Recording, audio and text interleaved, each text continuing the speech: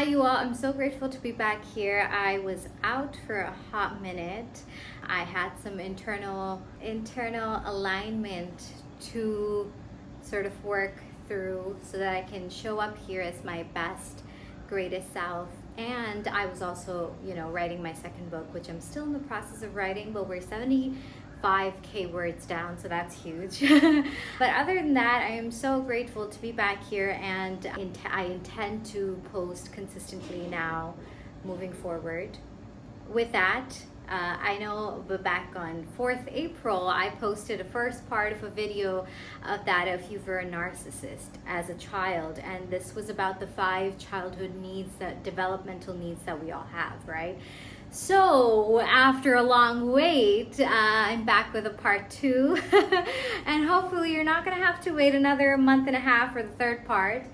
So what we're going to be talking about today is that of echoes of childhood, which is that of what happens when your childhood needs, your 5 childhood needs, are not met. How does that impact your everyday life? How does that impact you as an adult, right? So we're going to start off by understanding this thing that your 5 childhood needs are not this luxury that you have. They're not something that, oh, like, cool, if it was met, it was great, and if it's not, then, too bad. It's something that every child needs in order to develop a healthy brain, okay? And here's the thing about trauma. I think that one of the things that I also, before starting this, want to talk about is that of trauma, because a lot of times I've noticed that I talk to people, they're going to have this very filtered, tainted perception of what trauma means. And when you bring up the word trauma, they're going to be like, oh no, I did not have any trauma. And it's almost like this defensiveness that no, like, trauma is bad, me, no, my childhood was good. And so I want to kind of demystify the heavy energy around the word trauma and get us to understand that trauma isn't just, when larger than life things, right?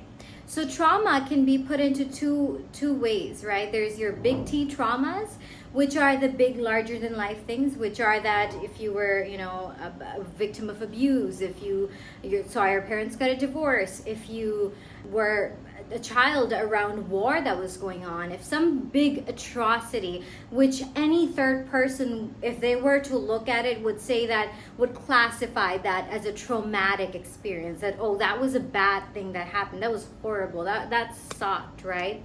And that is generally what people think trauma is. And it is, for sure. That's the big T trauma. However, in our innocence, we often, forget that there's another form of trauma that is known as the little T traumas, right? Now, little T traumas are not the big things that happen that should not have happened. They're the little things that should have happened, but didn't. So little T traumas are when your 5, developmental childhood needs are not met. Every child has the need to be able to fully express their emotions, have space held by their caretakers for those emotions. They have the need to be unconditionally loved by their parents or caretakers.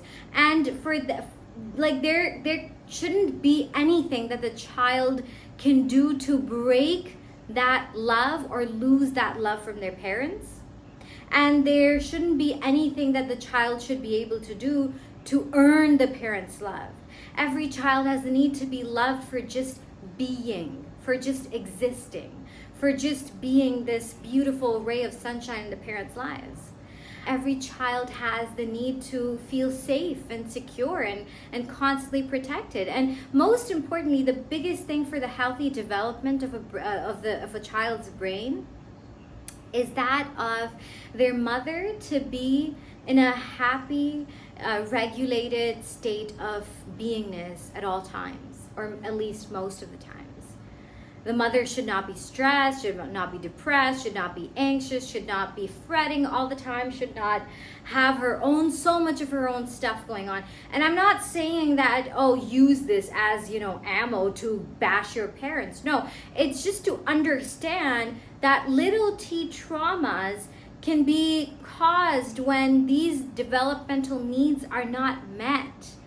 And what that does, the impact of it is so heavy. And 90% of healing is awareness. So if we are walking around lives and we're like convinced that, oh no, I don't have trauma, if we're convinced and we're fighting to keep this story alive that no, I'm good, I had a perfect childhood, except maybe you didn't. And it's okay to recognize that, because until you do, you won't understand the current patterns that are going on in your life. So this is not about, blaming everyone that you were bad and you were bad and you were terrible, but rather recognizing the pain that is repressed within so that we can release it, right?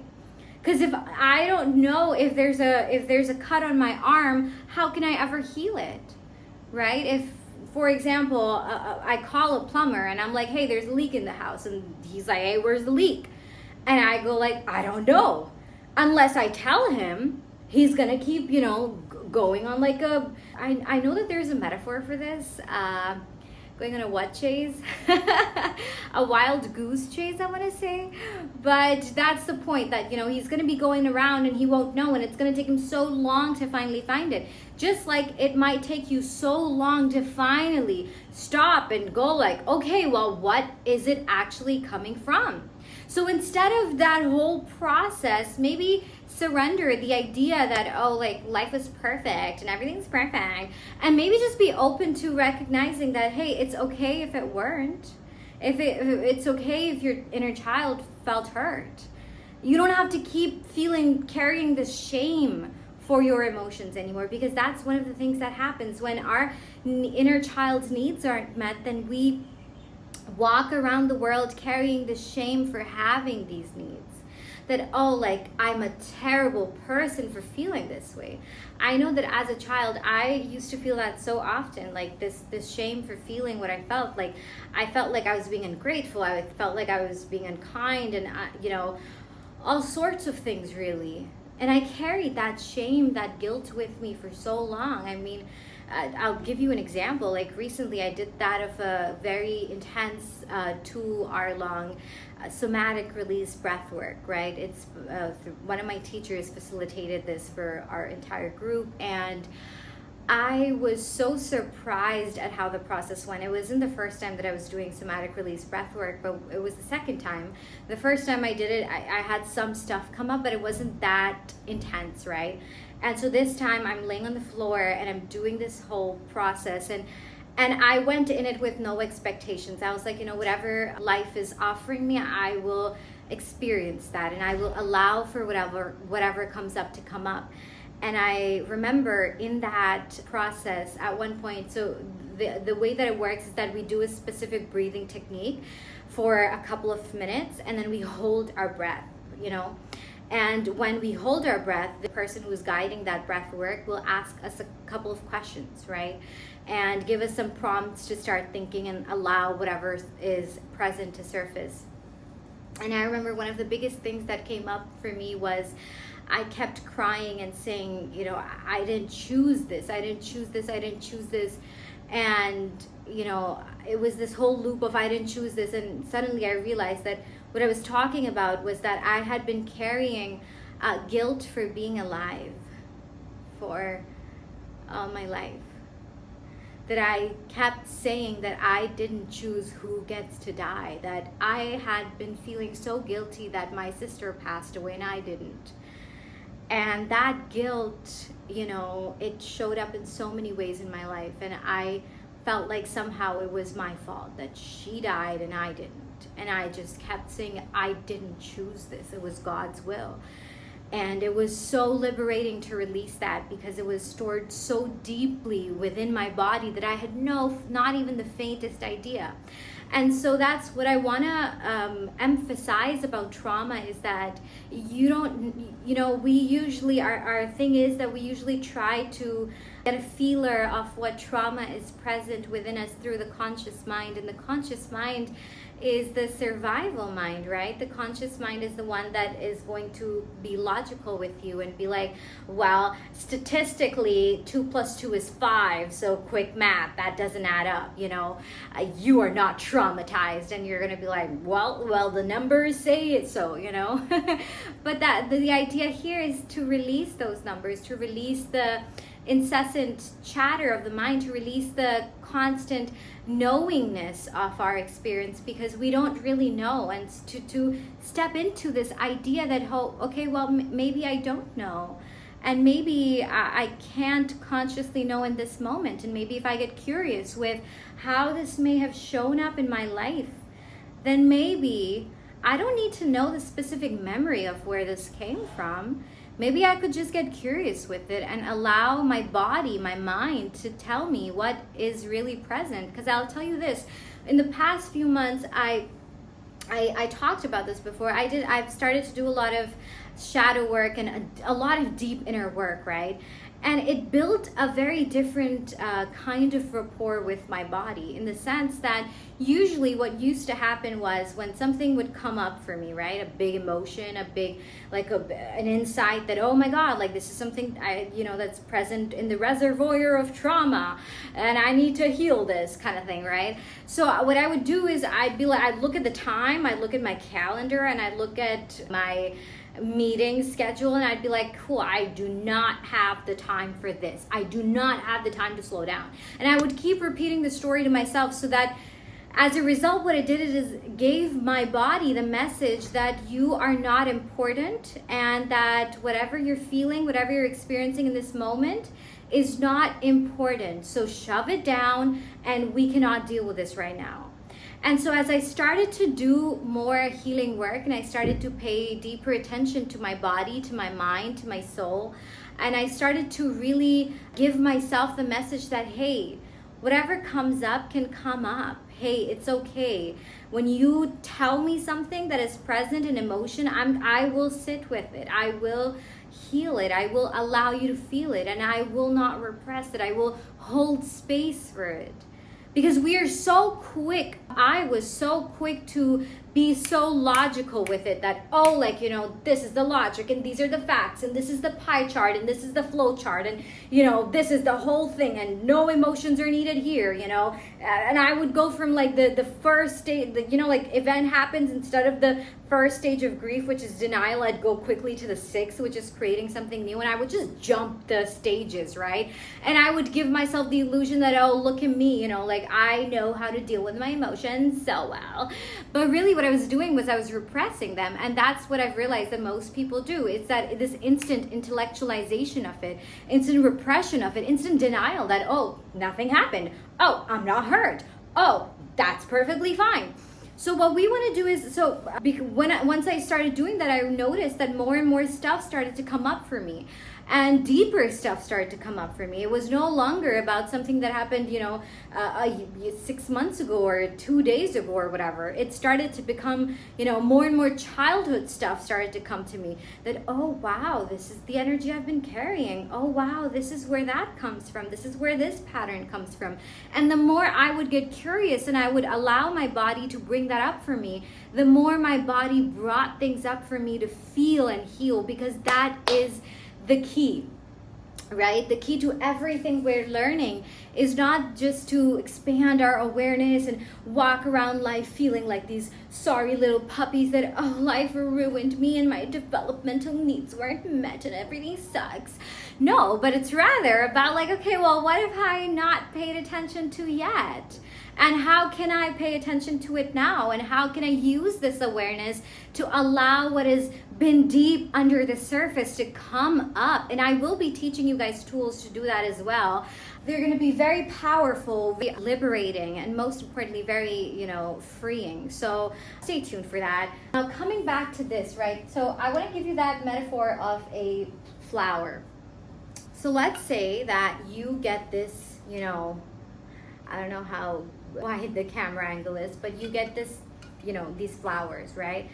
And they're looking all pretty, beautiful, blooming, and, this is supposed to be, for the sake of this metaphor, an outdoor plant, right? Now, this plant has two needs. it has the need to get water, okay, and it has the need to get sunlight, right? And now I love this plant so much, and I'm like, oh, you plant, I love you. I'm gonna go to the store and I will get the most expensive pot they have, the most expensive soil they have, the most expensive fertilizer they have. And I march to the store with my credit card and I go like, okay, well, give me your best of everything for my dear, dear plant. And they're like, oh, okay. So now they give me this really, bougie pot and bougie soil and fertilizer. And I come home and I fill the pot with, put the plant in that pot. And I'm like, oh, like perfect. And then I just leave it in a corner. And it gets no sunlight and I don't water it. But hey, I gave it the best pot money could buy, the best fertilizer money could buy, the best soil money could buy. Is my plant going to grow, or will it look something like this eventually, where it's completely withered, the petals are dead, it's really rough, crunchy. And if this plant were to die, whose fault would it be? Would it be my fault because I didn't give it sunlight or water? But hey, I got the best soil, the pot, the everything. So what if I didn't give sunlight and water? How ungrateful of the plant. Or is it the plant's fault for being so freaking ungrateful that it died, even though I gave it so many fancy things? You're probably looking at me like, that's crazy. The plant needed water and sunlight. It didn't need the fancy stuff.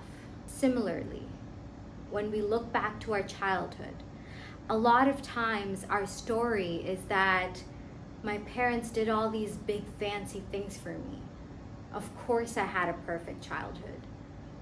But maybe while they did those fancy things, maybe what you really needed were the core needs of your childhood.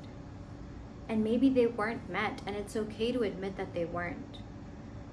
The only challenge is that as children, we see our parents as perfect. So when our needs aren't met, we look at them and we're like, well, they're perfect. And if my needs aren't met, then it's because there must be something so wrong with me that I didn't deserve to have my needs met. I didn't deserve it. I'm broken. There's something wrong with me, because why else would these two perfect people not meet my needs? And here's the thing. So a child is born, right? When you were born, your brain isn't fully developed. So your brain develops as you grow older.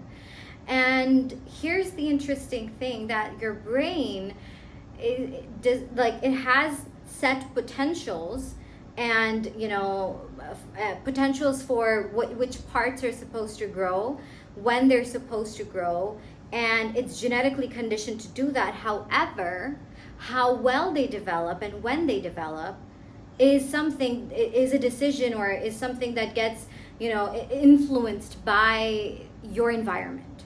So it's almost like a baby's brain develops in collaboration with the environment. So now when you're a little kid and these needs weren't met for you, your brain does not develop in a healthy way. Your brain develops differently because your body gets the signal that it's not safe outside. And if it's not safe, for our safety, we have that of a survival mechanism, your fight, flight, freeze response, right? So anytime the child feels rejected or hurt, or feels like the need wasn't met and it hurts so bad, the survival response gets activated and activated and activated.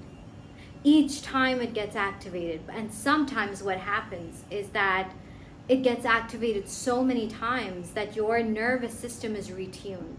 Now you're an adult with chronic stress. Now you're an adult who's always anxious. Now you're an adult who has health conditions. And all of this is caused by, compromised development of the brain. And there's so much research that is, I could make a whole other video about that later on. But for now, the idea is to understand that little t traumas impact our nervous system so deep that it follows you around. Its echo follows you around throughout your life, which is why it is so important. When I say throughout your life, I mean until you heal it. Because when we begin to heal, our nervous system starts to heal. Our nervous system starts to keep getting the signal that, oh, we're safe. I don't need to produce so much cortisol anymore. I don't need to always be on hyper alert. What? The healing part is all about getting back to that core of who we were born as. Because when we were born, we had love, we had courage, we had freedom of expression, we were bold, we were wild, we were outspoken, we were confident. And then somewhere along the way, we learned that, hey, you have the audacity to express it all. Well, your audacity is your damnation. And that audacity to express it all became the shame that we carried around our whole lives. That, oh, I can't be all of this. And so we cover it up. And so it's not that you don't have courage or love, or you're not wild, or you don't know how to express yourself. It's just that you almost covered those parts of you. They're already within you. They're just covered by layers. And so it always reminds me of something my friend Woodley said, that it's healing is just about relaxing into who we are and letting go of the narrative that tells us that we are not enough, because we are. And by recognizing these wounds, by recognizing the way that they show up in our lives, we can finally understand that all this time we've been thinking that maybe I'm broken, maybe there's something wrong with me, I don't know why I'm like this or that, and really you just have these wounds that you need to heal from. That is all. So stop being so hard on yourself, right? The byproduct of all of this is that you have your inner child stuck in your timeline. And this stuck energy of your inner child keeps influencing your present. And so we want to understand how these 5 needs of the childhood, when unmet, how they show up in your life, right? So for example, the first is that of a safety wound. When your safety need isn't met, right, as a child, you didn't feel safe. And this is so huge. If you didn't feel safe, then you develop the belief that the world is unsafe, that I need to have all my guards up at all times. I can't trust anyone. I can't, I'm always in danger. You're always on the lookout for something to go terribly wrong. So if your safety, secure attachment need isn't met, right, you start to believe that I am only your worthiness becomes conditional. You start to believe that I am only worthy of love, of acceptance, of validation if I do something big. You start to believe that your worthiness is attached to an external thing. And so as an adult, you're constantly trying to prove your existence, almost justify your existence. That look at me, I got the medal, I got the trophy, look at me, I'm so good, I deserve to be alive, look at me. And so everyone has the need for a secure attachment, which is the safety need, right? And if you don't get the secure attachment need, if you don't get the safety need, then you start to believe that you are unsafe without an external thing or a person or whatever validating your existence. This also leads to you believing that love is something to be earned, that love is not conditional, that love is not unconditional. And you start to believe that love is almost like something you earn by being a certain person or doing certain things, and that people will only ever love you if you do the right things. And your perception of love is so tainted, and so you are not able to feel unconditionally loved, and as a result you settle for validation and attention. So now anytime someone gives you validation, anytime someone gives you attention, you mistake it for love, because you're like, well, I'm not getting love anyway, but if someone's giving me attention, if they're validating me, then oh my God, I'm on cloud 9. Look at me, I am in love. That's what you do. So what we want to understand is that this is not a secure, healthy attachment way. You're just, it's almost like you're clinging on, like you remember that story, that thing from our childhood, which was like the itsy bitsy spider. So imagine the itsy bitsy spider, right? Now the itsy bitsy spider is climbing up the drain, I guess. I don't know, the wall, something. And then the rain comes in and washes the spider away. And as soon as the wind, now the rain is, let's say, a metaphor for like a tragedy happens, right? Then the sun shines and it finds hope, and it's, it dries up all the rain. So the itsy bitsy spider starts climbing up again, not realizing that, hey, buddy, you're going to fall again, So you keep repeating this pattern of climbing and falling and drying and climbing and falling and drying. Because you're not able to find security in love, security in yourself, security in being able to be secure with another person, right? The second is that of autonomy. So now, if you did not feel like your independence was, like celebrated, or you always felt like you had to do what others wanted you to do, others expected you to do, you had to always play by others' book of rules, right? So what happens is, as an adult, now you don't have any sense of internal safety. Now you become a people pleaser, right? And now you are walking around life constantly looking at people for approval that, hey, do you think my outfit looks good? Hey, do you think my scarf looks good? Do you think my hair looks good? Do you think this looks good? Do you think that looks good? Do you think I breathe okay? Do you think there's something wrong with my nose? Do you think? And it's always this, do you think?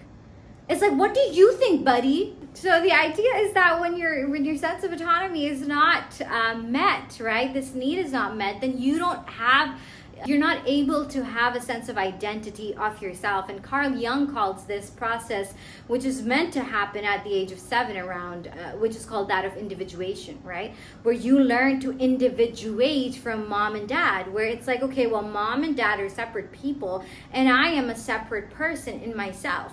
And when you don't individuate, so what happens at that age is mom and dad are now in your energy field, and everything you do, every step you take, every breath you take, every step you take, you're constantly looking at them for approval, like, hey, do you think I did the right thing? Do you think I would do the right thing? Do you think I would do the right? And if they don't approve, you get shame. You feel guilty, you feel like you're not worthy, you feel like you're not good enough, and it's this whole thing, right?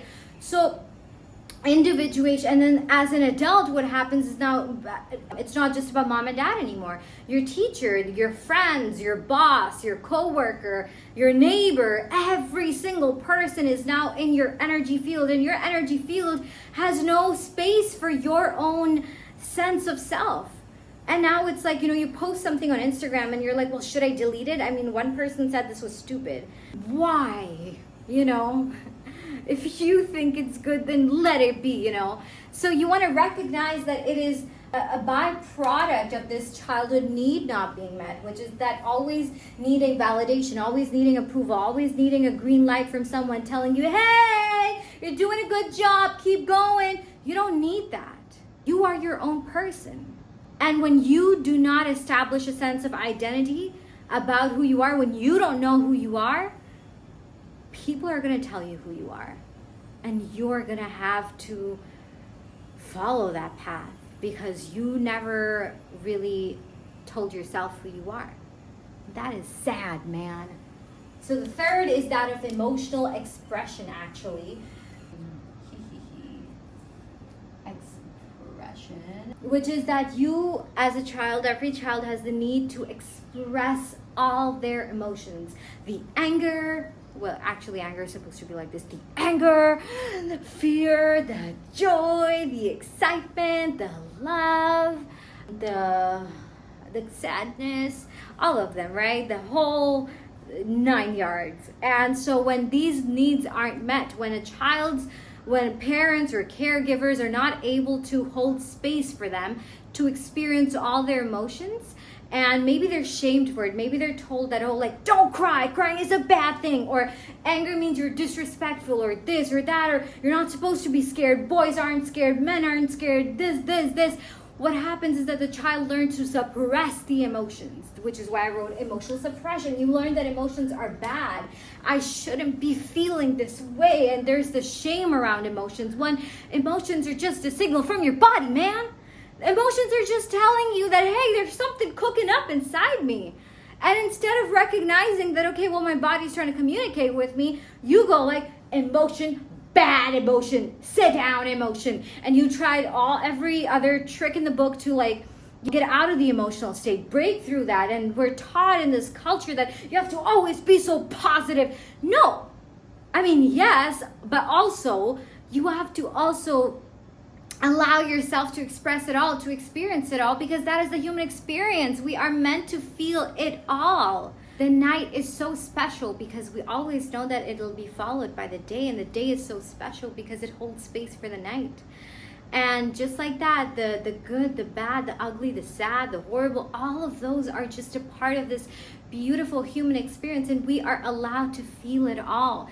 And unless we give ourselves permission to feel, so many of us have not permitted ourselves to feel. We don't cry. We don't allow ourselves to be angry. We don't allow ourselves to do this, to do that, when it's not even your voice. It's that's what you were taught. And so it's not your fault. However, now that you know, you can do better, be better, show up for yourself better. When sadness comes up, feel it, lean into it, get curious with it. Ask it, hey, what are you really trying to tell me?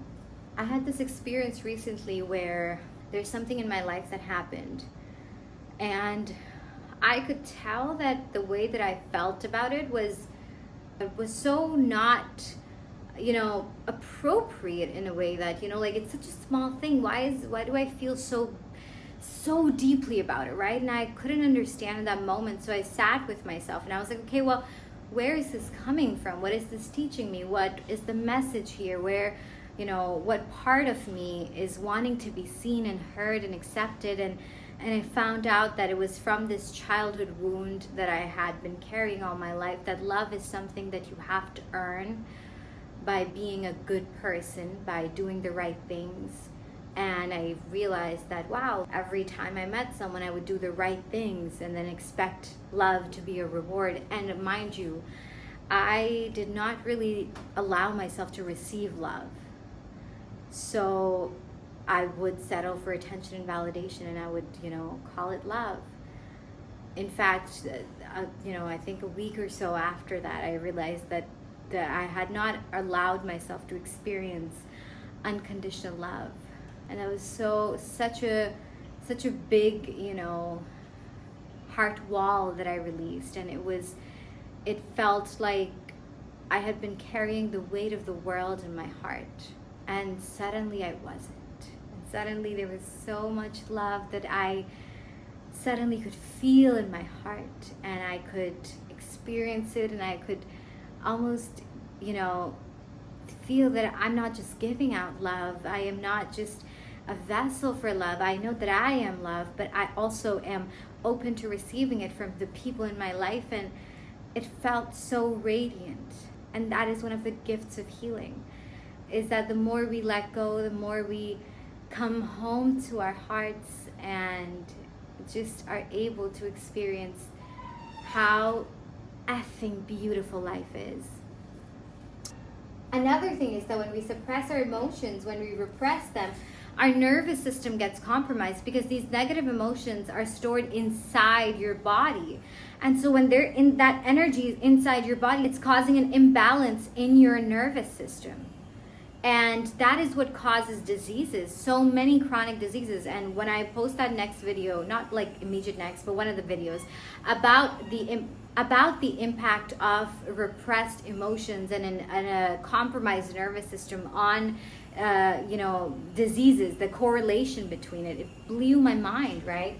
Next is your need for play. Now, every child has a need for play, and this is so big, because if as a child you learned that play is a bad thing, or you weren't encouraged to play, instead you were always encouraged to study, and play was like this later thing that, like first you work and work and work, and then as a reward you get to play. And it wasn't encouraged as an equal thing, that play is just as important as work, rest is just as important. What happens is, as an adult, you start to taking breaks is a bad thing, rest is a bad thing. I'm not being productive if I'm resting. I'm not being productive. You don't know how to slow down. You burn out easily. And so you want to, if you have these patterns and you constantly feel like I haven't earned rest yet, I'm wasting time, then maybe, look into your childhood and look at what the theme was at that time. Or maybe you worked so hard because, you didn't feel secure and you felt like you had to always earn love by different things. So figure it out. The last one is that of self-control. Now this plays out in two ways. In that of maybe there was too much control in your childhood, where too many rules, too strict, or no rules, no strictness. Now, if there were too many rules, as a result, you attract controlling people into your life, because you are used to the familiar energy of that is that of control. I came from a very similar childhood where there was a lot of control, so I didn't even realize until a few months ago that I was constantly attracting controlling people in my life my whole life. And when I healed that childhood energy of control, people started falling out of my life like hotcakes. Like, I'm not joking. Like, people were just falling out left, right, center. And it was big, and it felt like it hurt me as well, because I was like, oh my God, like, wow, this is surreal, because I have been with these people for years, and suddenly it's like, as I'm releasing this energy, these people are just, almost like this, like disappearing from my life, and the energy of control was in each of them. So we want to realize that what is the dominant energy in our lives? What is the pattern? Or maybe, other thing could be that you don't have boundaries. You're always letting people do whatever, say whatever, because you're scared, right? Because you don't know how to control your own life. And maybe if there was no control in your childhood, then you're inconsistent, then maybe you're reckless, and maybe you make, impulsive decisions and you don't know how to. So if there wasn't like a healthy balance of discipline, then it could be that these things that are showing up in your life are I'm a pirate, are a reflection of that energy. So the core idea is here that now whatever energy, like 1, 2, 3, 4, 5, whatever of these childhood needs that weren't met in your childhood, you keep attracting people, experiences that are familiar, that are equal to these needs, because you're constantly trying to get these needs met by other people or things, for better or worse. And so you need to realize that nobody but you can meet those needs for yourself. And that, my friends, is what I will teach you in the next video. Thank you so much for tuning in. I am so excited to be back, and I have so much to share with you. I love you all, and I will see you very soon.